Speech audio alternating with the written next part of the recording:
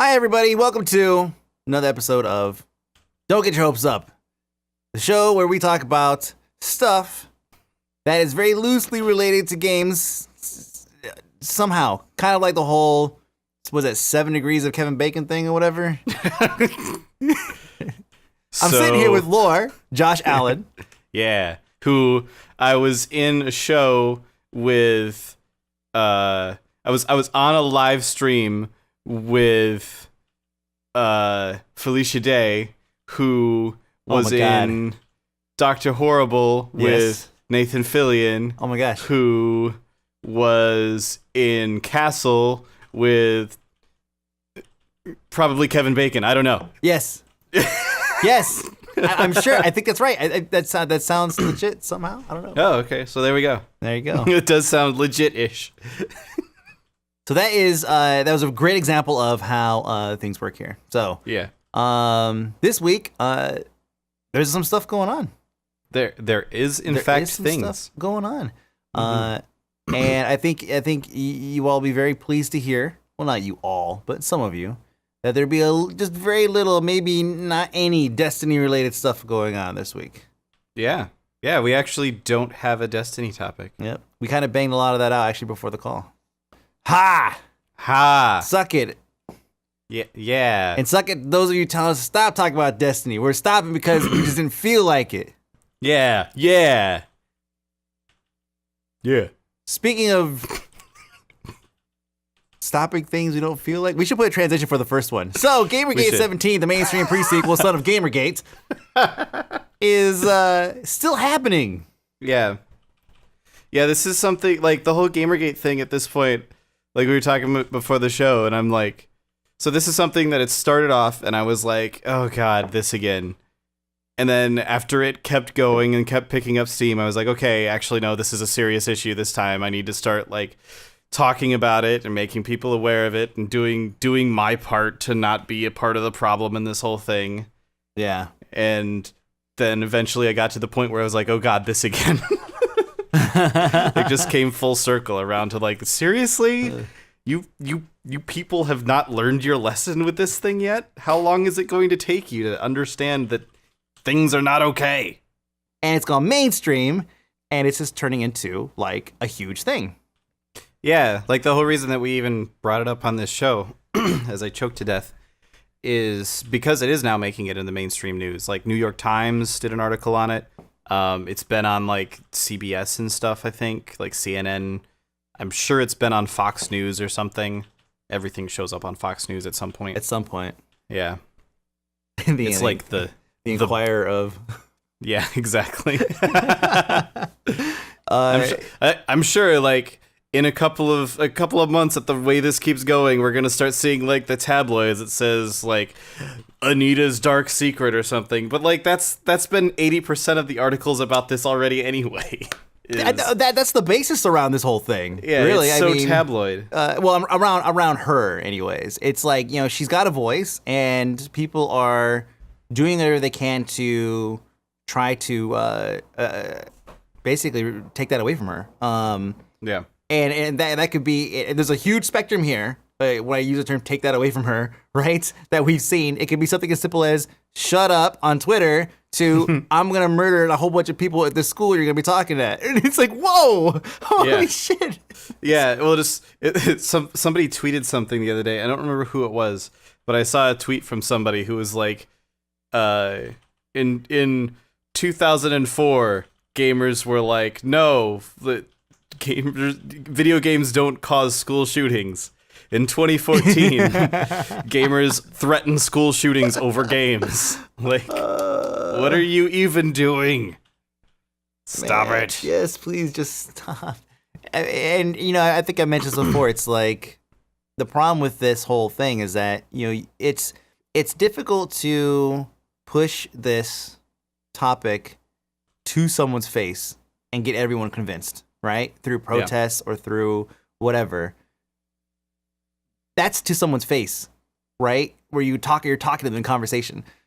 This is against an anonymous, you know, entity that is composed of who knows how many people who don't want to see this succeed. it's like unless there's some kind of I had this conversation actually earlier today.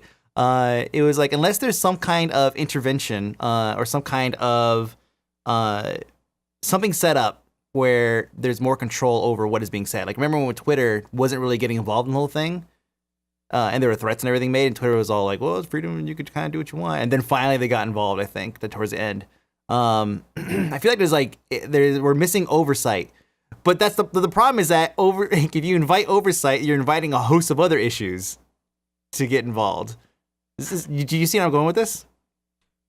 No. I could expand a little bit. So here's the thing. Right now, the biggest problem with this, if you look at the tweets that are like she was on CBS, I believe, and it was a short little kind of mini interview and a featurette that they did. And they actually featured a couple of tweets, and the tweets were, I believe, from like anonymous people with like eggs in their Twitter avatar, which is, if you don't know, that's a fresh account. Those are people that just make burner accounts, or they make anonymous accounts or throwaways, and they say something stupid, and then that's it. That's the end of that account. Like they say something that to get someone riled up, or maybe they mean it or whatever. You're never going to get anything out of that person. Like, you're not going to reach them. You know, you're not going to convince them that that's a bad idea. They did it to get your attention, and they'll do it again if you give them attention. Yeah, I mean, you can shout at a burner account all you want. They're never going to read any of it. The account's gone the second that they're done with it. Exactly. So. And so the problem that's happening here, it's like, okay, so how do we at least get rid of them? Because some people cannot ignore that feedback. They cannot ignore it. They see it, and it's ruined their day. They cannot see past it. And some of it is really vile. So, I mean, it would obviously ruin someone's day, right? Yeah. But the problem is that, you know, before, like, Twitter was not really helping at all. And I believe now they're helping a little bit. But the only way to really fight this and stop it is to start going after some of these people. Like, I think in the UK, you and I kind of briefly talked about this. There's, like, some kind of law or something where you cannot, like, anonymously, like, make threats to somebody or something, right? Yeah, and like there's like IP tracking and stuff in place so that I believe at least there's some sort of tracking in place so that when people participate in online harassment like that, you get caught and then you get in trouble, and there's like serious repercussions for it. Like there's jail time can happen as a result of it because they treat it like you're talking to a person. Crazy, I know, to think that maybe on the internet the person you're tweeting at is actually a person. But they're like, no, this is not okay for you to say to someone's face. It's not okay for you to say it in a tweet. I think that's perfectly reasonable. Yes. And there's still people that believe that, oh, well, it's just the internet. It's just words on the internet. It's like, that is not a thing. The internet is a real place, man. Like, you're talking to other people. You're saying these things to somebody else that has feelings or whatever what you want to say, right? Like, it's just like you. It's just the internet hasn't been a thing since yahoo.com was my homepage. In like 1994. So the thing is, like, how do you reach those people? Because the reason why I'm kind of like getting on this is because now that the mainstream has it, mainstream are notorious for taking the minority and making it the headline and making it the focus. Yeah, and it's gonna quickly turn into internet culture hates women or something. Yes. Which is not true, but that's what's gonna happen in mainstream media. It's the same thing that was happening, like I mentioned earlier, the same thing that was happening back in the 90s and early 2000s with the like video games cause school shootings thing. It was like, okay, a couple of people who once looked at a video game shot up their school. Yes, that's a bad thing. That's a terrible thing that happened. There's no reason to believe that it was the video game's fault. This is just going to drag that whole thing back up again. Yes. Oh my gosh. Yeah, can you imagine, like, the way, God, I'm just trying to think of the way that they would take it and they would spin it. Like, the tweets that they feature were, they even said, like, this isn't even the worst of it. It's like, yeah, well, some of them you have to, like blur out the entire thing. They're blurring out, like, random words in this little video featurette. But, like, it's, imagine if, if the mainstream media gets a hold of it and you tell your your grandma or your aunt or something. It's like, oh yeah, I'm playing Grand Theft Auto 5 or I play video games or something like that for a living. Playing League of Legends, or I'm playing, I don't know, something completely and totally harmless. And it's a video game. Yeah, and then it's like, oh, and then like I'm playing Clicker Heroes. Yeah. Yeah, and then it's just like, oh, well, are they going to think that because, Fox News in the morning or something told them that every male that plays games is like hates women or something? I don't even know. Whatever it is that they spin it as because of this small minority, it's just going to make this whole thing worse. Well, it's the sort of thing that makes me not want to identify as a gamer because, like it says, like Gamergate is the thing, right? So it's the implication there is that gamers hate women, and I don't hate women. I happen to be pretty fond of women. I think they're cool. Right. I don't know why I said that. Whatever. Women are cool. I like diversity in video games. Yeah, seriously. More games. And so like it's the sort of thing that do I really want to, even though like for decades now gamer has just meant someone who plays video games, and it's sort of a way to point yourself. But I guess at the same time, like everyone plays video games nowadays. So maybe the repercussions won't be as bad because people be like, oh, well, I know 20 people that play video games and they're not bigots. So this works out. Mm-hmm. But B, like maybe the term gamer just doesn't mean anything anymore as much as you might say human being. Like, or like in 2012 when like being a nerd was like the hottest thing. Yeah. Or like in the 80s and 90s when like couch potato is what you called someone who watched a lot of TV. Nowadays everybody watches a lot of TV, so that doesn't even exist anymore. Mm-hmm. Yeah. No, that's a fairly good point. Is there like some delicious irony in here where the male gamers who maybe bring up that they play a game or maybe are known to have played a game at some point in their life are immediately like ostracized or like being classified by their family and friends as basically a pig or just someone that hates women, and then and then these men have to like clarify. It's like no. I mean I actually just play games. The same way that women who say that they play games to other people have to say, no, it's not my brother playing games and I watch. I fucking play video games. Yeah. Well, and if that's what it turns into, then good, I think. Like, okay, this is a little bit off topic, but I think it's an interesting story. So I went to Hawaii around, let's see, when would that have been? Around 2004 sometime. I went to Hawaii. So about 10 years ago, I went to Hawaii. And I was there with my now ex-wife's family. And we weren't in the touristy areas of Hawaii. We were in this is where the Hawaiians live area of Hawaii. And the area that her family lived in was like super, super racist against white people. Yes, I know. Yes. Yeah. And so here I am, as white as I could possibly be, like super white. I'm super curly hair and everything. Like I clearly do not belong. And everywhere I go, I'm getting these like death stares from people. And my initial thought at first was like, oh my God, this place is terrible. Everybody here is just terrible. They're so racist in this area. This is the worst. People from Hawaii are just the worst. And then like I was thinking about it later and I was like, actually, that's got to be how a dark-skinned anybody exists in the vast majority of the United States. So, like maybe it wasn't even that the people there wished any harm on me or anything. Like I'm sure that a lot of those people that were staring at me funny were perfectly nice. It's just I was different to them. I did not fit into their idea of what the sort of person around there should be. So I got stared at and I got weird looks and it was really super awkward and uncomfortable the whole time. And it honestly, I think it taught me a pretty good lesson about understanding the perspective of somebody who like I 100% would not be able to deal with that on a nonstop basis. Like right. I am pretty thankful that I'm a heterosexual white dude in the sense that it means that there's a lot of crap I don't have to deal with. That's the whole like white privilege thing is there's just a lot of stuff I don't have to deal with.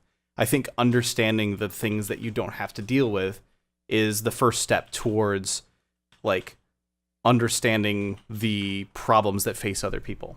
So if this turns into a situation where now gamers, like white male gamers, start having to go, no, I don't hate women. That's not me. You're thinking of those other people. Like just because I'm a white male gamer doesn't mean that I hate women or that I'm going to issue rape threats or something. If that's the sort of stereotype that hits white male gamers, then maybe that's a good thing. Maybe that's something that will then teach a lot of people an important lesson. Yeah. Like, I'm tired of being classified. Why is this? It's like, oh. Yeah.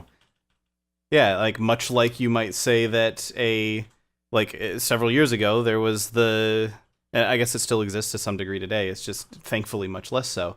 But there was always the like, oh, if there's a Hispanic person here, they probably are going to steal something. Like that's the stereotype that was being perpetuated for ages, and naturally Hispanic people weren't too happy about that one. And it's getting better, it's improving. But it's the sort of thing that like, yeah, I don't know, maybe a taste of that medicine would be good for the people that don't think there's an issue. I don't know.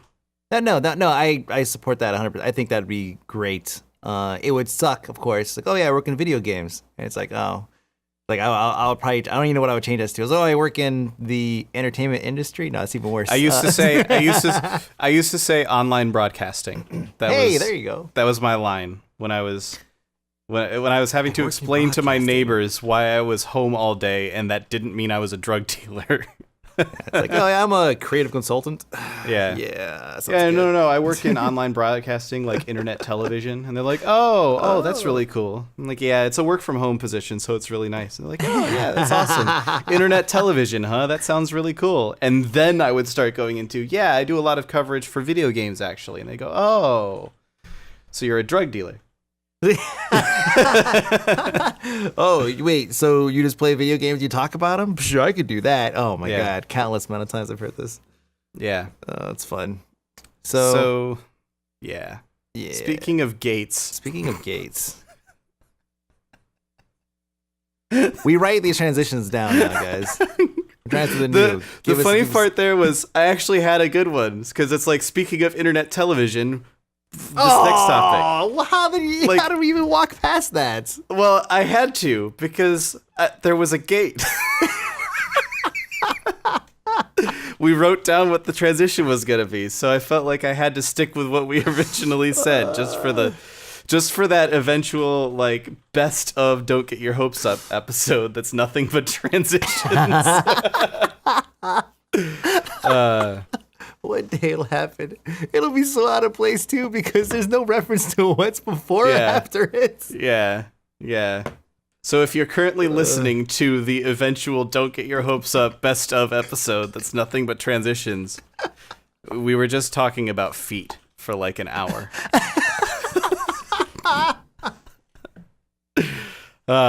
Anyway.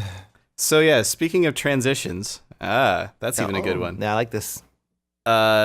There's a pretty major transition. This is apparently something that you hadn't heard of, which, by the way, you live in a rock, it would appear. This is what happens. Everybody's been talking about this. So HBO announced like a couple of days ago now that they are, in 2015, they're completely cutting the need to have a cable subscription to HBO to get HBO Go. You'll be able to pay some monthly fee. I think people are, I don't remember if they actually put out what it was, but I think people are estimating it to be like $5.99, $6.99, something like that.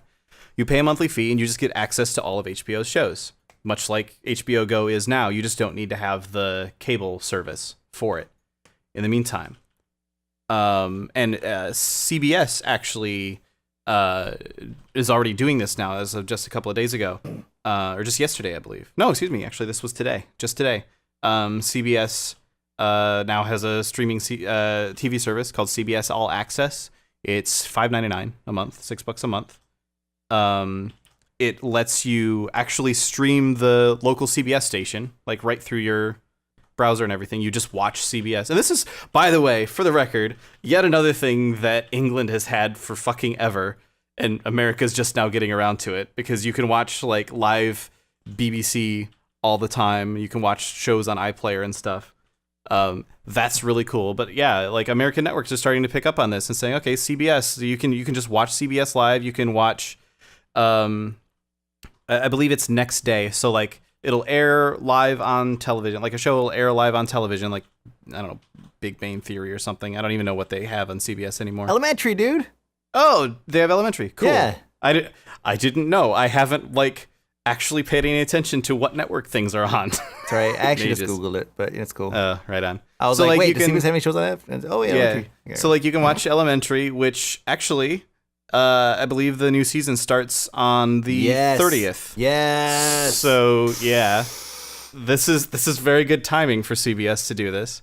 Like $6 a month, and you can just watch Elementary when it airs, or the next day you can go back and watch the show. Just watch the show. You don't have to worry about like, oh, I gotta go find a reliable torrent site or something. Not that you would do that. Well, and that's the thing. Like, there's actually an Oatmeal comic ages ago that it was like talking about trying to watch Game of Thrones. And like he's going through and he's got like the two little dudes on his shoulder, like the good person and the bad person on his shoulder, yes. like telling him different stuff. And it's like, okay, I'll get HBO Go. They have their own service. Well, this doesn't work. I'll check it out. I think he started by like trying to find it on Netflix. Then he tried to find it on Hulu. And then he was like, oh, HBO has their own thing. Wait, this requires cable. The whole reason I have the internet is so I don't have to have cable. And then eventually he's just like, fuck it, I'm just going to pirate this episode and watch it for free. I'm tired of trying to pay money to these people to watch their shows, and they won't let me. Yep. And that was something that, like, I got really angry about a little while ago, and I, like, ranted on Twitter about a little bit. Is like, dear the TV industry, I would love to pay you to watch your shows. Please just let me. Like, I am more than happy to pay a fair amount to watch TV shows that I'm interested in. It's difficult to actually do that at the moment. Like unless you get cable and pay somebody else who isn't even the network, and like a TiVo or something to watch it at a time that's actually reasonable, because that things never air when I'm actually able to watch It's them. always like the next week or something that it'll show up, and it's like, don't even give me that shit. Like go ahead. I'm sorry, I'll let you finish. Oh, no, I was done. We want to cut this shit so bad. Like, we want to cut Comcast entirely. Yeah. We're not... It's hard for me to say now that, we're not a TV watching family, right? Because I was not a TV person for a very, very long time. But my wife is. She watches a lot of TV. She has it on, like, just while she's doing stuff, whatever, anywhere, somewhere else in the house or whatever. And now it's like, I watch Elementary, I'm watching How to Get Away with Murder, I'm watching Major Crimes, and like there's some damn good TV. I mean, if I say like Breaking Bad, you're gonna be like, oh yeah, there's some damn good TV. Yes, there's some damn good TV that's on now. Yeah. They're basically not fucking around anymore with like basic cable TV shows. Yeah, like sometime in the past 4 or 5 years, maybe a little bit longer, TV, like they figured out the whole sequential drama thing. Mm-hmm. And so now TV is more interesting than movies to a lot of people. Yep. Yeah. And so the problem is now that, we are paying probably, I think it's like $200 and something a month. Oh, Jesus. Like, let's just say $250 or something a month for internet and cable TV and this bullshit security system that I've already like built an entire much better system around. Way better system around. But still, it's the bundle thing, right? And you could call them up and probably be like, hey, I want to close my shit out, whatever, and then they'll give you a better deal, sure. But we want to just cut it entirely. Like, I have Chromecast and I have Apple TV, and we have like the smart apps that are actually built into the TV themselves. Right, so we basically have access to Amazon and Amazon Video, and then obviously Hulu, Netflix, and anything else that we want from like any device, and we still have it. So we're just waiting for HBO to get off this shit because of Game of Thrones and now Silicon Valley, like waiting. For them to to disconnect. And this is like, I didn't know about this. And yeah, I've been so knee deep in work shit that I've been seriously living under a rock. And I'm so happy to hear this. Yeah, and like, there's without HBO and without CBS, like other networks are going to start thinking about, like with HBO and CBS doing this, other networks are going to start considering it themselves. And this may be the bell for, like the bell may be tolling for cable TV at this point now, at least for the people that also have the internet, just because, or at least are savvy enough to think about, oh, I can just watch this through my PC instead or something. Or I have a cable that goes from my PC to a TV. Just because, like, part of what cable can sell is more people will see your feed. Like, more people will see your ads. So, because they have cable, because they want to watch these other networks as well. The fewer networks that are actually on cable, the less of a sell there is to be a network on that particular provider. Yep.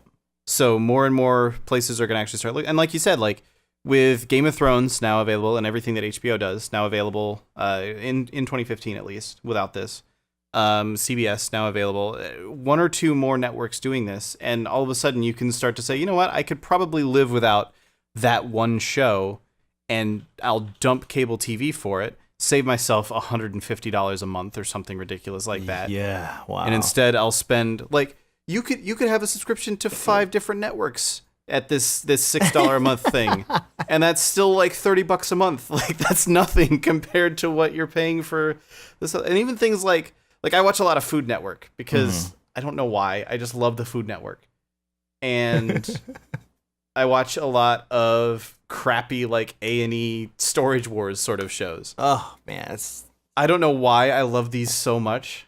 I just can't stop. Like, what was it? There's one called Storage Hunters or something I was watching recently. I was watching this on Netflix, and it's just about these two guys that go to storage auctions and buy stuff, and they're funny, and so I enjoy the show. I don't know why I love shit TV so much. I wish I could judge, do. but I'm like, I watch Dancing with the Stars, and So You Think You Could Dance, like, religiously. Like, I have to watch these shows because that's the kind of show I like. Yeah. And so, Like, I can't judge. I was at a bar for, actually, one of the guys at Blizzard's band was playing a show at a bar nearby. And I was there. That's all right, man. No. Actually, it was, his name is Matt Samia. He's from the marketing department. How many bands do you guys have? This is a ton. Dude, you guys should make like a mega band. There have been like Blizzard Battle of the Bands in the past. Oh, that is amazing. It is amazing. Ben Brode played in one. It was awesome. But no, seriously. So I was at this bar and I went up to order a drink and I was like, there's something familiar about the guy sitting at the bar. And I glanced over and he was like wearing shorts and a white t-shirt and he had a shaved head and a goatee and like these sunglasses that were like he had up over his forehead. And I was like, holy shit, that's Jared from Storage Wars. And I looked at him and I was like, it was actually Jared from Storage Wars. So I went back to my friends that were there and I was like, you guys, that's Jared from Storage Wars. They were like, and one of them was like, only you would notice that. But that's how much I love these crap shows like that. And it's like Food Network has full episodes of a ton of their shows just available on their website for free. Like, you don't even need a subscription. You can just go on there and watch them. They play the same ad 1 billion times. So if I ever actually see someone who owns a Buick, I will probably punch them. But yeah, you can go and watch Chopped on there, and that's like my favorite Food Network show is Chopped. That's a good show. Yeah, it's good. It's interesting, and occasionally there's really weird people on there, and it's really funny. You can go and watch that. Like I said, you can watch like a ton of like Storage Wars and crap like that on Netflix or on Amazon Prime. Actually had a ton of stuff like that for a little while. I don't know if they still do, but like Amazon Prime's TV service was actually not terrible for that. And so it's getting to the point now where I'm like, okay, well, what purpose would I actually have for cable?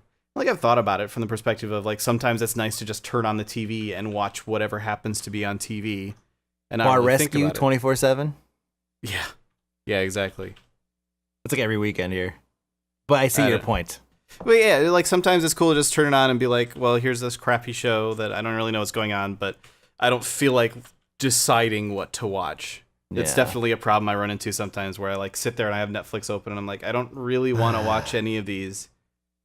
But I can't decide. There needs to be because I'm the same way. Like, Saturday or Sunday mornings, like what I want to watch is like motocross or just off-roading. Like I just want to watch racing, and not like track racing. Like fuck concrete. Like I want mud, dirt. I want trucks. I want all that stuff. It's like my dad was a redneck. It's like grew up on this stuff, right? And so it's like it makes me feel comfortable on like a Saturday or Sunday morning to have some coffee and to be recovering from maybe a hangover or something and watching this stuff. But I can't. I don't know if I could do that without cable. Like you said, it's like I just turn it on and I go, hey, it's on, sweet. Oh, it's Monster Trucks. Fuck, I'll watch Monster Trucks, and that's it, done. And I'm set, and I just watch it. Yeah, like I would love to see Netflix or somebody implement like a Pandora style. Thank you. Yes. Yeah, like you watched this episode of Storage Wars, so here's an episode of Storage Hunters. Oh, you liked this episode of Storage Hunters? Well, let's see if you like this episode of, I don't know, freaking like storage something else. Seekers. Storage Seekers. Yeah. Yeah. Or like, the one where they bid on stuff. Wait, that's Storage Hunters, isn't it? Or like, okay, so you watched Storage Wars and you watched Chopped, so now here's a show where people dig around in trash to make food. I don't know. Some sort of mix between those. See, but that is like what like Genius and Pandora and Amazon's predictive purchasing system thing uses, right? Yeah. Recommended items, like that kind of stuff is. I mean, it already actually exists. Like if you go and watch like Walking Dead on Amazon Prime, it's going to suggest to you like other zombie flicks. Yeah, obviously it's a very generic category, but it's there. Yeah, and like on Netflix too, like you can look and like it'll give you like recommended for you, and it'll say like because you watch Storage Wars, here's Croc Country or something, and like sure, whatever. For me, the entire problem is, and this is the same reason that I can't use Spotify, but I love Pandora. I am just not capable of pushing the button that says yes, I will watch Croc Hunters. I would probably watch it and I would probably enjoy it, but I don't want to push the button that says that. I want to watch an episode of Storage Wars and then have it go, now here's Croc Hunters, and I just sit there and don't have to think about it, and I can the whole time that I'm watching it just be like, well, I didn't pick this, but I'll watch it anyway. Right? Like am I just the laziest human being ever, or is it like I don't know. I think there's some value in the sense of I'm watching TV because I don't want to use my brain. I don't want to sit here and like weigh out my options. There is value there. There's absolutely value there. It's like and that is how that's something that I couldn't wrap my brain around for a really long time until my wife kind of turned me on to it. It's like, oh, okay. Like when she's gone in the evening and it's just Declan and I don't turn on the TV. Right, I just don't. The TV is not something that needs to be on for me, but for her it needs to be on. But I get it. Like it's something to just be there, to just have an ambiance, or to just something is happening. And it's just part of your routine, and just it's. Yeah, because like when I sit down and I'm sitting at Netflix, I'm like, okay, I want to watch something, and then I put on an episode of Doctor Who or something. I don't want to get up at like that. Now becomes a commitment to me. Like I'm gonna sit there. I'm gonna watch this episode of Doctor Who. I'm watch the next one. And then the next one. I'm going to sit here for 45 minutes or an hour, however long those episodes actually are, and I'm gonna watch this for this whole time. And then it's gonna suggest the next one to me, and I'll probably watch the next one too. So like, for me, thinking about watching Netflix or watching something on Netflix, it turns into this is what I'm gonna do for the rest of the night. Yeah. Whereas if there was something that I could just switch on, and this is what cable does right now, is it's something you switch it on, it's there, And if you decide to look at your phone for a while, or you get bored of it and you wander off in the middle of an episode, that's fine. You're not missing anything. If it's something that I've selected ahead of time and I will watch this, then I feel like I need to watch the whole thing. Like I feel like I'm missing something if I decide to walk off from it. So having a sort of like, even if it's just something that on Netflix takes the suggestions that already exist and just auto plays them, like I'd be totally down with that. Here's one. Movies with at least one really good nude scene that you can masturbate to, but you would feel dirty because you would feel dirty watching actual porn on a Sunday. Like Netflix topics get pretty, like the way that they kind of drill things down gets pretty specific, but sometimes that list could be pretty good. I mean, this one aside, which could be a good one. It's got Wild Things and Fast Times at Ridgemont High and Crying Game. I don't know about that one, but well, it's college humor, son of a bitch. But it's like having a playlist or something where it goes on to something else that you might find interesting. It's like, okay, I'm down with this.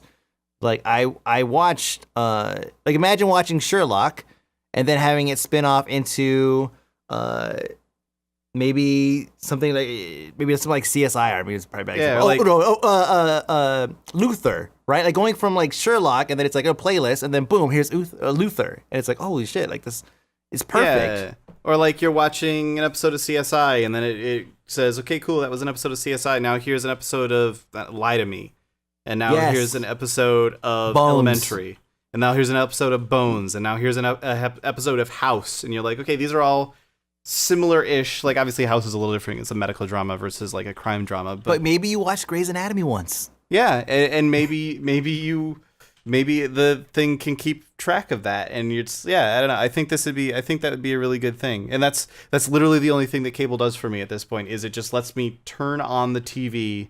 I don't actually have cable right now, but like I've considered getting it because I just want that ability to turn on the TV, push a button, throw the controller away. Throw the remote away, like out the window, and not think about anything. Yeah, eat just pizza.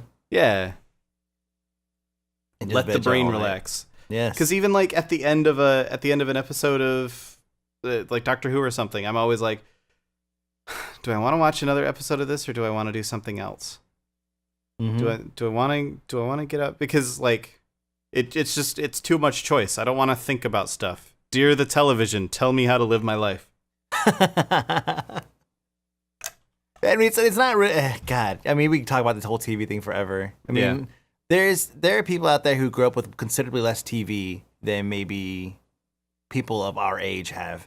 You know, like if you're in your like mid-20s or even like early 20s, like you probably grew up on considerably less TV than we have, because of the internet, right? Yeah.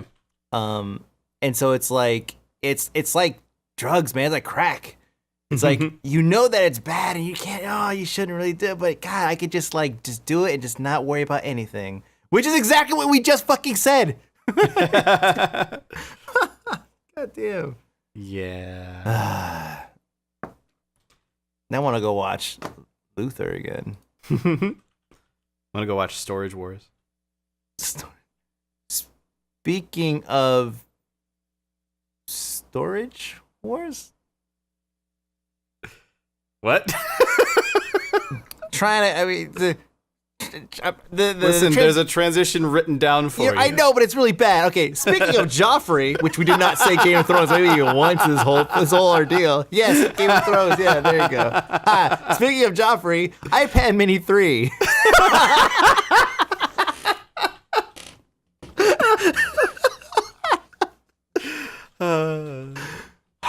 So that's one for the best of. So this is something that I kind of just picked up by proxy, and then I went back and I watched some of the video of the actual presentation with like its road trip, which I thought was pretty funny. They're doing a live presentation of their rendering engine on the iPad, and they're showing off how they can add text and then have the text like automatically be themed and tailored for like a specific design that you're going for, right? And it's all real time, whatever. And so the guy's all like, yeah, for this example, let's just use like Utah road trip. And there's a guy that's typing, he types in UTA and then autocorrects to like it's, and he types in road trip. And it's like, It's like, it's it apostrophe S, right? So it's not even like the right possessive use, right? So it's like it is road trip. And they're going through the different like themes, and it just keeps saying in like fancy letters and like a theme, wow, wavy like CG things, and then it's all like it's road trip. It's so bad. Like the movie Road Trip? Like, no, he was trying to make a Utah road trip compilation to show how easy it was. And like the guy typed it in wrong. And like, the guy was like real time typing it in wrong. And he typed in it's apostrophe S. Well, it autocorrected to it's road trip apostrophe S. And I was like, oh my God, it was beautiful. You see their faces was so good. So anyways, the new iPad. And it's funny, like, one of the connections you can make this is like the how many degrees to Kevin Bacon thing, is look at how much people bitch about how you repackage things or take things and make maybe a tiniest little change and then re-release it as new content, right? Like DLC or something like that, like in the games industry. It happens all the time. It's like, oh, all you really did was just something that takes very little effort in the eye of the consumer and repackaged it. That is like exactly what Apple did. They took, and there's obviously an argument there for like things that Apple does where they repackage things that, you know, other platforms have done and then make it mainstream. But that's a different argument altogether, right? Like, sure, my G1 had folders and then iOS had folders later, and everyone's like, oh yeah, iOS pioneered folders. Like, no, they fucking didn't. They invented folders, which have never existed anywhere before. Ever again. We did it better, right? They always have something to say. But this is like blatant ridiculousness. They took the iPad Mini 2 and added the little thumb recognizer bullshit thing, which, I mean, I have it. It's super convenient. It is really convenient on a phone that you're pulling out of your pocket that you don't really want to type anything out on. Right. And they added it, and the price went up like $100. And so it's like iPad Mini 3 is freaking seriously just the iPad Mini 2 with the thumb recognizer thing, the thumb reader. That's it. That's good. Well, and the funny thing about that to me, at least, well, okay, there's several funny things about that to me, but the one that immediately comes to mind is like, Blizzard uses iDevices for a lot of mobile stuff, like in terms of corporate applications. And you, like, if you have basically, if you want to get your email on your phone through something other than like trying to use the webmail thing, then you have to have an iDevice, and it has to be like approved by security, and they do a few things to it to make it a little bit more secure and install some stuff on it and so on. And then they'll give you access to the email server. You have to, like, there are some regulations that go along with it, and one of them is you cannot use the thumb recognition because it's not secure enough. Like, it's easy enough. Someone watch you Mythbusters. Well, yeah, but seriously, like, it is actually easy enough to lift someone's fingerprint off of anything that they touch, such as, I don't know, for example, the phone. And then be like, well, there's a thumbprint, and we'll run that over this, and there you go. Like, it's nice enough for like basic security if you're like, well, I want to have my phone locked so that like my kid can't get into it super easy or something, but I don't necessarily want to, like, I'm not super worried about anything super sensitive on this phone that I need to obliterate it if I ever lose my phone, sort of thing. Like, it's fine enough for that sort of application, but for an actual like secure thing, it's just not secure enough. Especially for a touch-based device, which by definition is going to have your fingerprints all over it. It's just silly to me. So that's funny that's the feature that they added.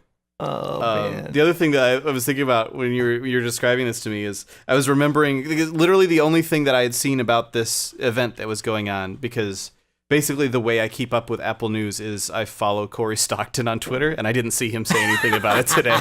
So, yeah. I did see him retweet the CBS thing, so you guys can, that's how I learned about that, so you guys can. There you go. Wow, Corey Stockton, producer of Don't Get Your Hopes Up. Yeah, his Twitter feed, it's good for everything. things. Yeah, it's just good catch-all. Is something happening? Corey Stockton probably retweeted an article about it. We'll have to exclude him from certain lists on our various sites so it doesn't automatically populate.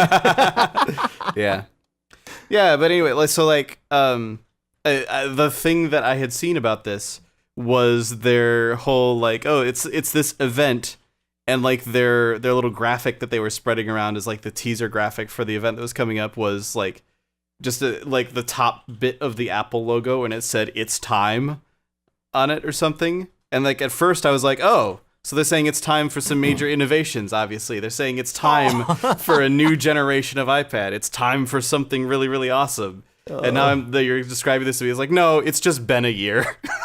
Dude, that's exactly what it feels like. It's been long enough that now they can come out with a new iPad. So first off, like I have an iPad Mini 2. And it's a work iPad, right? Yeah. I have a first generation iPad Mini, and it's the same thing. I use it for work. Yeah, I have an iPad, the first iPad. So Right. I'm not like on top of iOS devices. I kind of keep it like a lot of people do this. Wait for the S, right? Where if you have an iPhone, like it's nice that it works with everything else. That's like the convenience portion of it is really nice. Like again, I've been playing with my Nexus 7. And I'm like, oh my god, I gotta customize everything. Like I can just put widgets on it. Oh my god, and I start like just but it's still difficult to like integrate it very easily with everything else I already have set up. That's how Apple gets you, right? Yeah. So I mean, it's the same way for Android. Like the hassle for me in using my iPad is that things don't just naturally translate over from my phone because I've been using Android phones for ages. Yeah. So I got into this argument with my wife, actually. Not an argument, but a little bit of a disagreement on the naming convention of these things. Because she's like, because, you know, she works for a startup, you could call it, I guess. But startup kind of would kind of define like how they, what the work lifestyle is like. Not necessarily what the actual workplace is like in terms of like business. So they have the benefits of, you know, getting, you know, the latest iPad every year or something like that, the latest iDevice every year. And so she's like, yeah, I want to get an iPad mini. And I'm like, why don't you get the small one? She's like, that is a small one. I was like, no, it's not. That's the Air. She's like, no, that's the mini. And I'm like, no, because the MacBook Air is the smallest MacBook, not the fucking MacBook mini. Yeah. And so obviously on the iPad side, it would be the iPad Air. Because Air, it's nothing. There's nothing there. It's Air. The mini would be the smaller than the big ass shit they used to do. And that's it. And I was wrong. I was totally wrong. It's so like... Yeah. Air was a word they put in there because they didn't want it to be iPad 6 or something. Yeah, exactly. And so it's like... So iPad... Yeah, so anyways, iPad mini...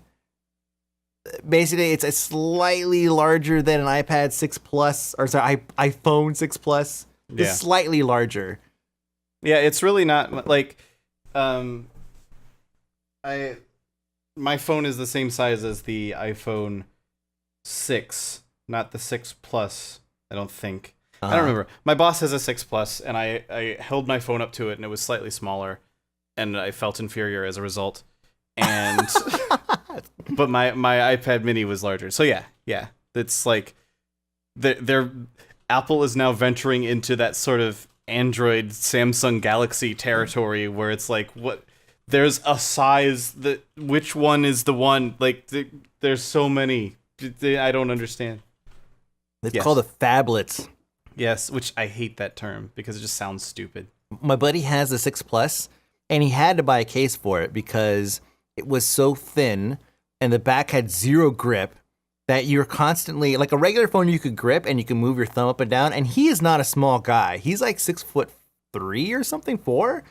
And so for him to say that this phone is difficult for him to like reach up and down to like grab certain features or whatever, right? It has this stupid thing where you, well, it's actually not stupid, it's actually kind of cool, where you double click or whatever and it brings the top of the menu down or something so you can reach it. Yeah. But still, he says like just handling it, it felt like it was gonna fall out of his hands because there's no grip on it. So he had to buy a case. So it's like, oh great, so you took your iPhone 6 Plus, this thin piece of Uber technology, and you had to wrap it in this thick piece of rubber just so you could hold it securely. And I'm sure the same thing exists for other phones, because most phones, when I had a Droid X, they do the same thing. I had to put like a rubber thing on it. But still, it's like it's getting to like such a weird size, and Apple is just like, yeah, now we have one for every size you could possibly think of. Mm-hmm. Like however big your pockets are. Like, hey, remember Jinko jeans from like the 90s? Guess what? We have something that'll fit right there perfectly in that pockets. Yeah. Yeah, my boss now has this I used to use a belt clip for my phone because I was like, well, this is more convenient than putting it in my pocket. And eventually I was like, well, this looks dorky. So I just started putting my phone in my pocket instead. And now my boss has one for the iPhone 6 Plus, and it's like massive. Is it like you compare it to like shields that like level 1 shields that you get in WoW? Yeah. Yeah, like it's seriously the case that he has on his hip all the time now is almost as big as my iPad mini. Oh my god, yeah, because the case is, oh my god. Because he has a case on his 6 Plus. And then he puts the 6 Plus in this other case, which has like a flap that folds over and everything. And it's just sort of like the like Russian folding doll or whatever they're called. Oh yeah, the thing where like you open it up and there's another little thing in it. Yeah. It's like doing that in reverse. You just keep adding more and more and more shell to this thing. I know what your boss, but that sounds like a fanny pack. Like it just sounds like it's gonna be the next fanny pack. It's like having these big ass phones hanging off here. What is this? Does he wear tight jeans or something? No, it's just too big to put in a pocket with the case that he has on it, and it's more like he uses it all the time for work, so it's more convenient for him to not have to fish this giant thing out of his pocket whenever he gets an email. And this is like a phone issue across the board. Like I thought the Droid X was big. And it was a big phone, but at the time it was massive. Yeah, that was like that, but I felt like that was as big as you could get without being stupid. Yeah. I can't fit my iPad mini in my, or Air, whatever the hell I have. I can't fit my iPad in my pocket. Yeah. And I don't want to try. I really, really, really don't. Yeah. Well, like I had the Droid X and I was like, okay, this is a big phone. I like my big phone. And then eventually I got a Galaxy S3 and that was a little bit bigger, and I was like, oh man, this phone is so huge, this is crazy. I can't, like, that was when I was like, I can't put this in my pocket, I need to get a case for this that can go on my belt. And then eventually I was like, oh wait, actually I can put this in my pocket, cool. And I started doing that, and now I have the LG G3, which is even bigger. It is a 5.5 inch screen, so it's very slightly smaller than the 6 Plus, but a little bit smaller. And it just goes in my pocket, and it's no problem. And so I'm like, cool. And honestly, I think that's one of the nice things about the G3 is that the way that it's shaped, the way that the back curves and everything, like, it actually just fits nicely in a pocket, and it isn't obtrusive. But I sure as hell can't put anything else in that pocket. Oh, yeah, dude. The phone pocket is a phone pocket, and that's it. Yeah. And I can't, like, I would never think to even just debate putting it in my back pocket. It goes in my front pocket. In my back pocket, I will break it. I don't understand people that put phones in their back pocket, period. It's like you realize that's where your ass goes against hard surfaces. And your ass is where this phone is at right now. Yeah. Like you're saying, I'm going to protect my ass with this phone, with this expensive piece of technology. That just does not make sense. I'm going to protect these large, soft layers of fat with a $700 phone. Yeah. Oh, man. That's how it works. Yeah, exactly. Wow. So, yeah, I'm a little disappointed because I was actually thinking, like, oh, Apple's probably going to announce a new iPad mini soon, and maybe it'll be time for me to upgrade my old first-gen iPad mini. Because I do like, as much as I like Android for phones, I prefer iOS for tablets. Mm-hmm. I just haven't ever been super... I haven't tried an Android tablet in a while. I guess the new, like, Nexus tablets are actually pretty good. But... I've liked the feel of the iPad a lot more than the Galaxy Tab that I had. No. And so I'm just sort of like, yeah, this is cool. Plus, like, I think a lot of the apps that iOS has, like the basic built-in apps, are just nicer for what I use a tablet for, which is 99% taking notes. And then like little things like I'll use it to like I'll put D&D books on it and stuff like that so that I can search through them without having to leaf through a giant like actual book. You're taking all the fun out of it, though. Actual pages. Man, pages are so overrated. God, come on, man! But paper sucks. They have that smell. Yeah, well, that's why I get the books. And so I'm you like, can smell this them. Is cool. Yeah, I can leaf through them. And I'll be like, right now I have the books. Time to get a PDF. get the book and then cut out like a bunch of pages just big enough for your phone, and then go to a gathering or something like that where you're gonna play D&D or whatever, and open up the book. And then have the phone right there and start going through it. Like, yes. just kill people with that. It's like, it's like, yeah. That'd be good. That'd be good, yeah. Yeah, what the... Why don't you go ahead and take this next one? So, speaking of... Damn, this was the one that you were like, oh, there's some connections there, but... I think you were like, I can make this work. And I was like, good, because I have no idea. Okay. So the transition that Lord randomly threw in here, like, I don't know where this came from, but it says, speaking of fruit. Well, yeah, because apple. Yeah, that's an easy one. That's easy. Apple it's a fruit. Yeah, exactly. And Riot realizes that balance is hard. Right? Fruit is basically Riot, but spelled wrong. No. I got a better one. Whenever you associate somebody with making a mistake or something, you could say, or not say, you wouldn't, but let's say if it was 1950 something, you would associate a bit of an issue or problem with like slipping on a banana peel. And in this case, Riot, they initially came out with if you refer people, well, you could create your own champion. And then they got super huge. Then they realized they kind of fucked up with that promotion because creating a champion is really, really hard. You could say that they kind of slipped on a banana peel with that decision because they made a mistake. Yeah. And that is a fruit, and that is how it's done. Wow.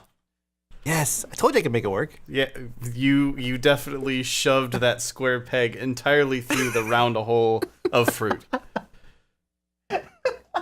But yeah, so like Riot, when League of Legends was first launching all those decades ago, all those half decades ago. Yeah, exactly. And they were like, okay, well, we're gonna have this refer a friend thing, and you get various rewards for it. And then like the top one was if you refer 10,000 people to play League of Legends, and they like had to get their account up to level 5 and stuff like that. If you got 10,000 people to do that, then they would fly you out to their headquarters, and you would design a champion with them. And I imagine the process at the time, like Riot is a startup company at the time with like 10 employees. Mm-hmm. I can imagine them at the time being like, oh man, if someone refers 10,000 people to us, holy crap, like we'll do anything for them. We'll find a way to make this work. And so they had this referral program going for ages. And then eventually people did that, such as Total Biscuit. There's actually like, I think there's 12 people total that have reached the 10,000 referral mark before they switched over the referral program to the new one that they have now. And now they're coming out with a whole new one after that. And so now there's these 12 people, and they never actually flew them out because they were like, actually, it takes us like 6 months to design a champion. We're not going to fly you out for 6 months to live in Southern California and work at Riot for 6 months. That would be weird. Mm-hmm. So they're like, okay, crap. Well, we can't actually do this. They fortunately for them, from a legal perspective, they never actually put a time limit on the thing. Thankfully. Yeah, so they were able to say for the past like 5 years. Literally just that sound. Like you can call them up and you get to their They're like, press 1 to blah, blah, blah. If you know your party's extension, press 2. If you're a 10,000 referral, or if you've reached 10,000 referrals, press 3, and you press 3, and it just goes, So anyway, so weird noises aside, I've seen this happen before, and not necessarily to this. To this length, and obviously not this size. But I mean, they're correct in saying that it takes a lot of people to design a single champion, and I'm pretty sure that the community agrees that it's not smart to allow one single person, no matter how gifted they think they are, they know better in League to not allow a single person to have complete and utter control over a single champion in the game in terms of its design. It's just not going to happen. Well, and like you'll invariably, like, someone will come up with some ideas like, yeah, they can jump across the map anytime, and you'll be like, okay, well, I guess now we have to put that champion in the game because we said so. Because we put it in the contract, yeah. No, of course not. They're not going to be like, well, now our game is ruined because someone realized they could do that by just saying something retarded, and so now every game is just this champion over and over and over again. Yeah, that would be stupid. So Airmech had something like this. Remember Airmech? I was actually just thinking about that. Yeah, I think it was like Chimney Swift or something, and a couple other people. I think it was just portraits, not like, so Airmech is this game where you have a character that can turn into a mech and like walk across the ground. You got guns and stuff, whatever. It's like it's a MOBA. I think they call it an action RTS. Yeah, because it is definitely an RTS tower defense type thing on top of everything else. Yeah, it's actually a really fun game. Yeah, it's a super fun game, especially with a controller. It's one of those games where it's like, I'm playing on PC, but you have to play with a controller because it's perfect for it. But anyways, it was a really hot game for a minute. It didn't do as well as it really probably deserved. Should have. Yeah. But I mean, it's still around and it's still available to play, and I think it's actually free to play. So Airmech, go and check it out. It's actually a super fun game.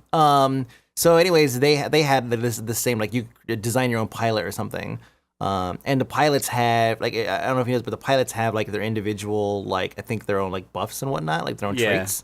Yeah. Like this pilot gives you extra health. This pilot gives you extra resources, stuff like that. Yeah, exactly. And even I felt like even at the time they were kind of lagging on delivering on some of these things, and I got it then on Riot's end. I'm not surprised it took them 5 years to like figure out a way to make it happen, because even on Airmech's side, like taking and giving a portrait, right, a character, a pilot, I think is what it was, a custom pilot for like a YouTuber who referred a ton of people, a certain trait is going to upset the balance of everything else. You have to make sure that it fits. In Riot's case, where you have 100 and something or whatever champions, or actually like I don't even know, a ton of champions. Too many. Too many champions. With too many. Thank you. And then to say you're gonna make your own champion, like it should have been your own skin. Yeah, exactly. Like that would have made a lot more sense. But they're gonna find a way to allow them to make their own champion. I'm proud that they actually are going that route at all. Yeah, so what they're actually doing now is they're saying they have this thing that they do called the Thunderdome, where it's 3 days and they like lock everybody in. I don't know if they actually lock people in a room, but that's what I'm choosing to imagine this as. They lock everybody in a room and they say, right, come up with ideas, and it's just like this 3-day massive brainstorming session that they do. And so they're like, right, so the people that won this, that earned this 10,000, I guess one is the wrong word, the people that earned this reward, you get to come to a Thunderdome and help us design champions. You're going to hang out with the designers for 3 grueling days, and by the end of it, you will wish you hadn't done it, but you will have helped us flesh out the core concept of a champion at the very least. Like, maybe not necessarily the individual abilities, but like, this guy is cool. He's like RoboCop, that sort of thing. Which, by the way, I hope they come up with better ideas than that one. That was pretty crappy.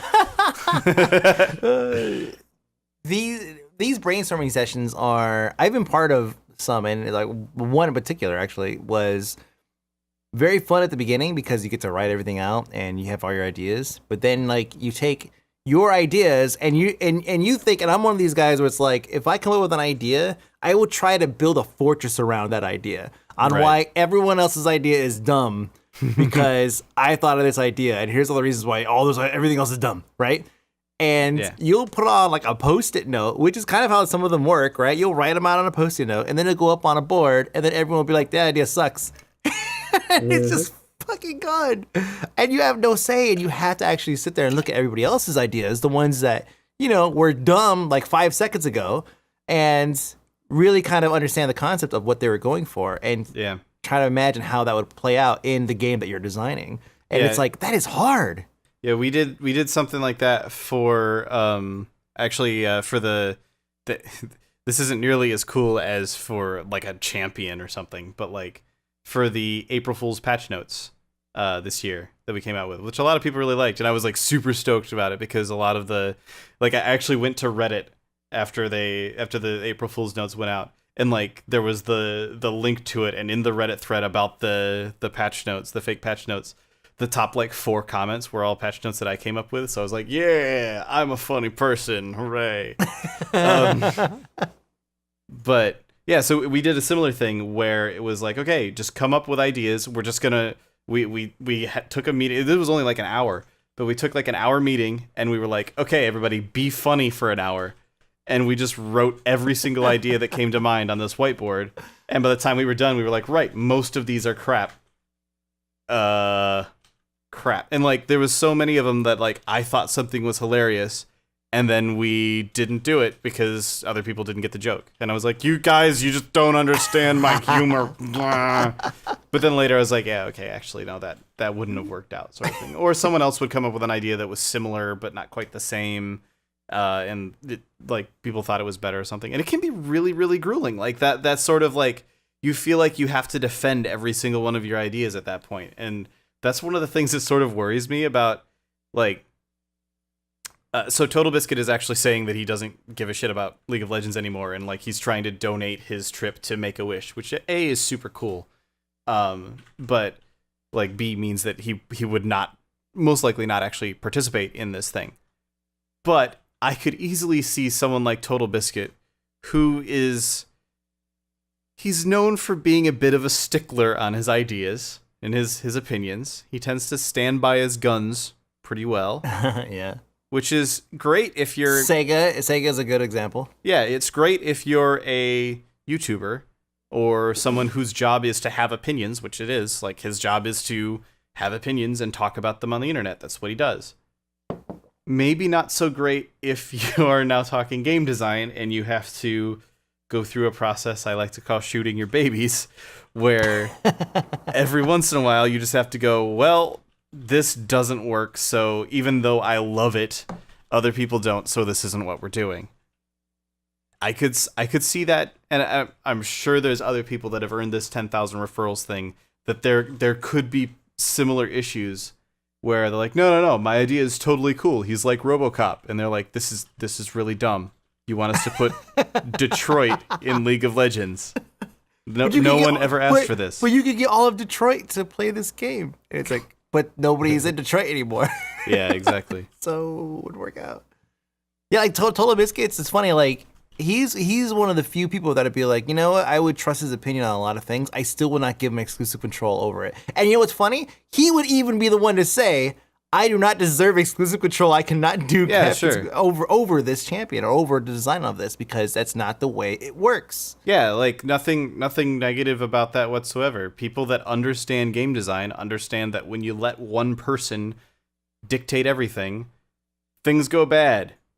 For example, Mass Effect 3 ending. Yes, I'm bringing that up again. Because the rumor circulating at the time, which it sounds like was true, but maybe it's not, I don't know, but the rumor was Casey Hudson locked himself in an office by himself, wrote the ending, didn't tell anyone except, I guess he'd have to tell the voice actors what the actual ending was. And then the game came out and everybody was like, what? This doesn't make any sense. When you remove peer review from game design, you get crap. Yeah, You when just you do. remove peer review from like everything Yeah. or anything, I should say, like Yeah.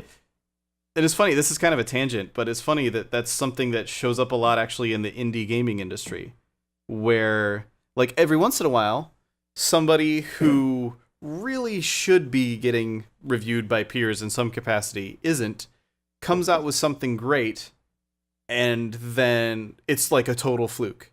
Like everything they do since then is awful, or they explode and go crazy like Phil Fish and turn out to just be terrible people. Or what was the guy? Who was the guy that made Braid, and then was like, "I've made this amazing game, and now I'm going to make more amazing games," and then never showed up anywhere ever again. I don't remember his name, but Blow. oh yeah, Jonathan Blow. Oh my god, I remember. Yeah, I remember some of this stuff. Yeah, like he was. I would say even before Phil Fish, like he was. Well, obviously before Phil Fish, he was one of the indie game developers that suddenly people were like, "Oh my god, Jonathan Blow, he's such a genius. He made Braid, and it's such a genius game." And then it turns out that he just kind of got. Well, I don't want to say he got lucky. Like Braid was a really, really good game. But Yeah, of course. It's the sort of thing that like, does that then give you license to say, well, I don't need input to make games that are good? And I don't think it does. It's. This is a total tangent. It has nothing I know, to do with what we're it's talking a total, about. total tangent. That's actually really interesting because I like to look at this stuff from like a musical perspective, and it's like I used to be really, really, really embedded with the kind of bedroom producer scene, right? And you would get tracks and you would hear stuff that was just like, oh man, like I want to be a producer on this track. Like I just want to be like, hey, if you make these little changes here, this is gonna be awesome. And that's what producers do, really. Like even in the not just in the indie scene, right? But just like in the record label scene, you have these guys who are big time producers that they don't write shit. They just basically sit there and they say, no, this is how you make a hit. Yeah. And make a exactly. song better. Yeah, and like a lot of people like to say, well, producers don't actually do anything. But like there is a whole lot of value, I think, in someone who is that sort of professional second opinion sort of thing. Like someone whose job it is to listen to something and go, okay, I understand that this is infringing on your artistic vision or whatever, but you really need to chill out the snare on this track, or you really need to, I don't know, this quest flow is just not good, or I don't know, Fez 2 should probably be released sometime.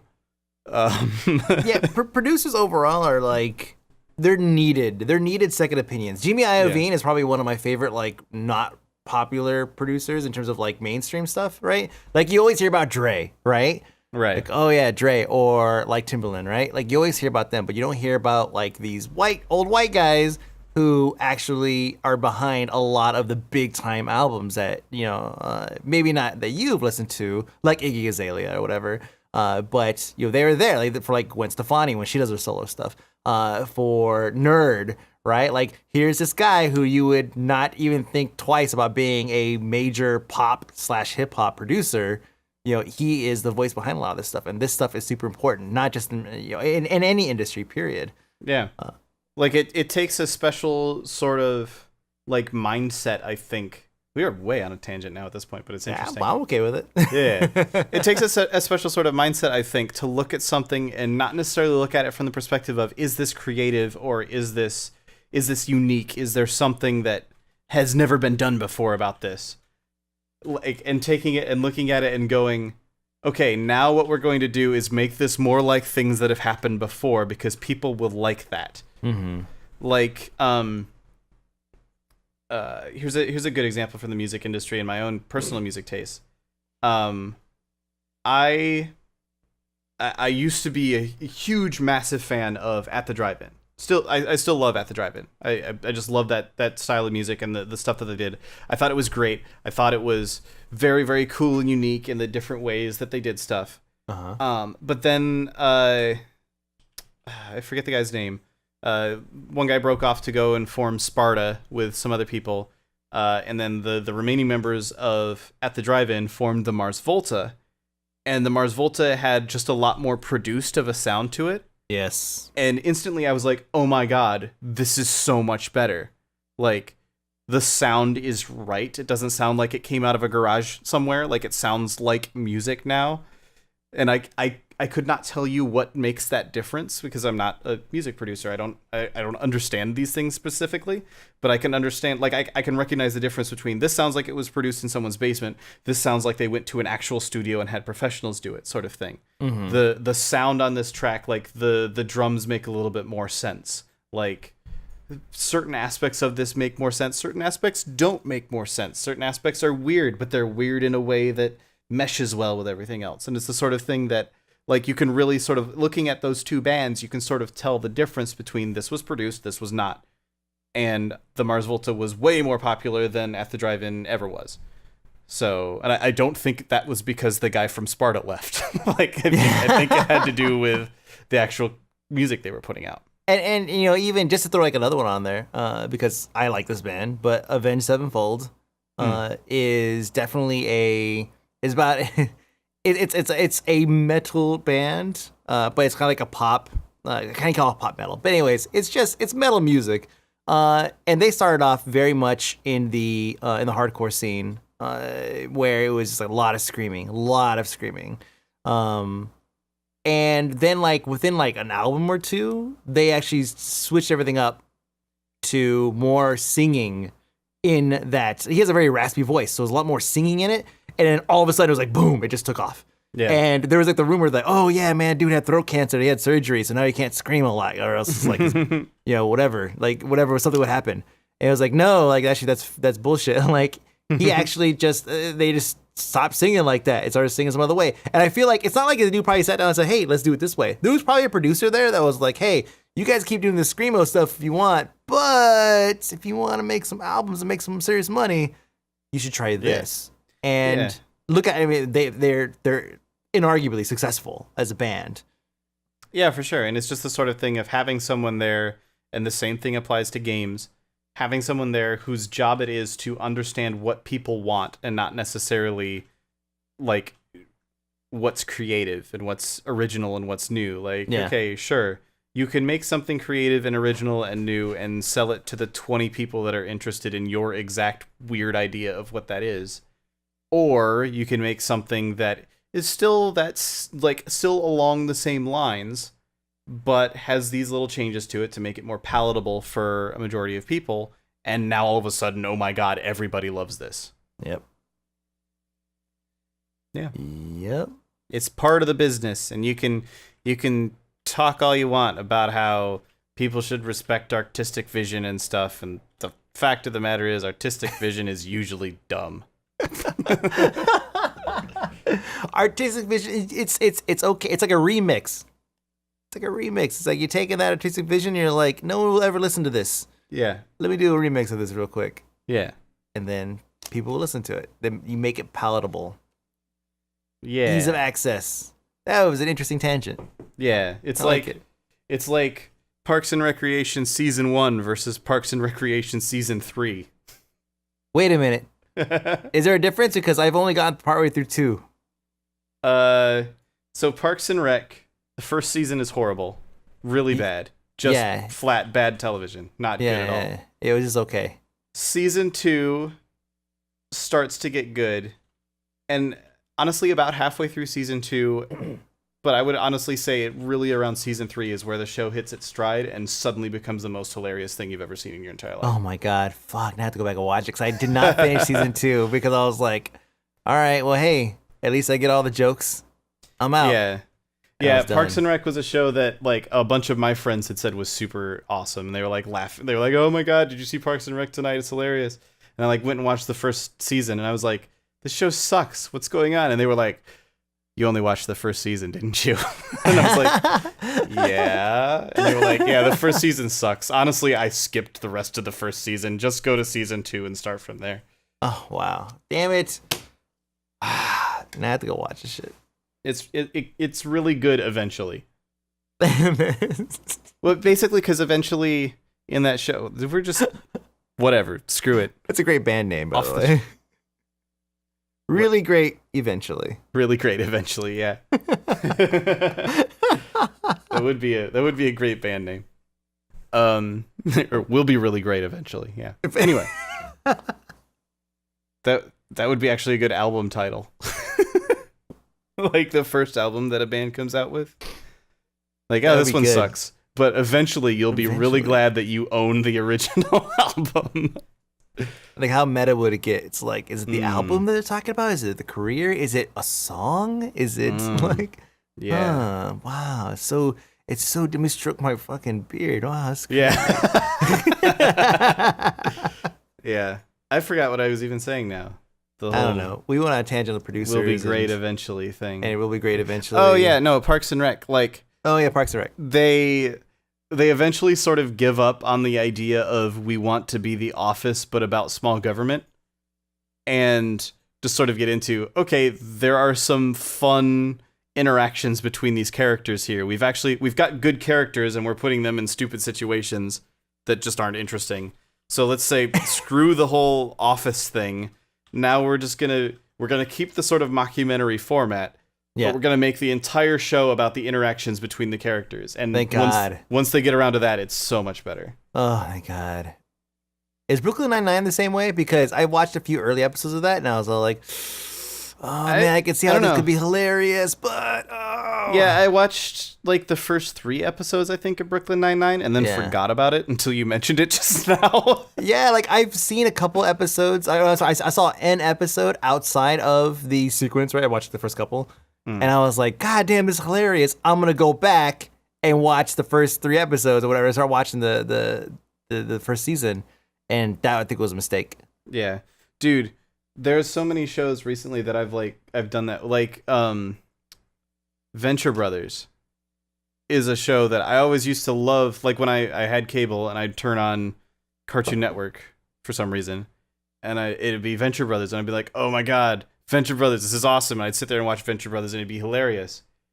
And then like a couple of weeks ago, I went back and watched the first episode of Venture Brothers, and I was like, how did this show make it through a season? This is not good. This is just bad. You know why? Because the producer came in and was like, we got something here we can work with. Yeah. Let's do something. Not like shows like Archer, which were funny from episode 1. Was it though? The show was really good. Yes, it was. Yeah, I've seen a few episodes. It's actually, it's pretty funny. Oh man, Archer. There's more Archer. And I started from the very beginning too, and I was all like, wow, this is a stupidly funny show. Yeah. Like from the first episode with the whole like, that's how you get ants. It's like, the show is so funny. And it's such good self-referential humor too, in that like later they say things that are funny on their own, but they're even funnier if you remember the last time someone said that sort of thing. It reminds me like when I first started watching Aqua Teen Hunger Force, right? It was like here's a show that just every episode could just be by itself and just be hilarious, and just every interaction could just be by itself and be hilarious. Yeah. And yeah, Archer was totally that. They did a good job with that. Yeah. Fuckers, I don't need any more shows. Yeah. By the way, you need to go watch How to Get Away with Murder. I've heard good things about that. It's a good show. It's a really good show. It's like in terms of like the explicit department, right? It's kind of like Game of Thrones light. And there's also just like they've done the thing, right, where they have this ongoing sequence of unraveling the story, this plot that's kind of unraveling very slowly. That is so far, they're doing a good job of teasing you of what's happening. They introduce you to something at the beginning, and there's a little bit of focus there, but then they tease it throughout the whole thing. It's like House, right? You watch House, and it's like there's always some bullshit thing going on, but then there's like this backstory that you're like, oh, what's gonna happen next, right? What's up with Wilson? What's up with Cuddy? What's up with whatever, right? And you're like following all these stories. It's kind of like that, but it's a little bit more. It's very much laser focused in terms of like what they're focusing on. Or what the story is revolving around. And the actors in it are actually really good. Like, I don't have a problem with anybody that is filling any of the roles. Usually there's like one or two that's like really bad, but no, in this case, it's pretty good. Nice. You should watch it, dude. I should. Stop being a dick. You know what show I need to finish watching at some point that I still haven't? I've watched like 4 seasons of it, and I need to finish it at some point. Fringe. I'm the same way. Oh my god. I'm the same. One day I'm gonna come down there and we're just gonna have a fringe off. Yeah. And that's it. Fringe off. Yeah. Fringe off sounds very sexual. Fringe-a-thon. And that's what we'll do. Because I'm the same boat. I got really far and I was really into it, and I'm in a really weird place with the show because of not like me personally, but like the show is in a very interesting position. But I have not finished it, and I think I'm like in season 4 or something. Yeah. But I've heard there's some wild shit that happens. Yeah. I'm just not there yet. Well, and I need the closure, right? Like I need to know what happens. I need to stop hearing Agent Broyles every time I get a mission from what's his name in Destiny. I keep half expecting him to be like, the Hive are infiltrating the Cosmodrome. Agent Dunham. I'm surprised with as many lines that are out there with Agent Broyles, right, in Fringe. I'm surprised somebody hasn't taken it and pieced together like just an incredibly hilarious montage video from Destiny. Like you could totally. There's so many lines out there that that character has. You could piece it together and make something amazing. Yeah, get on that, the internet. Yes, internet, please do that. Also, I'm really, really pleased that we still found a way to talk about Destiny in this fucking show. Suck it.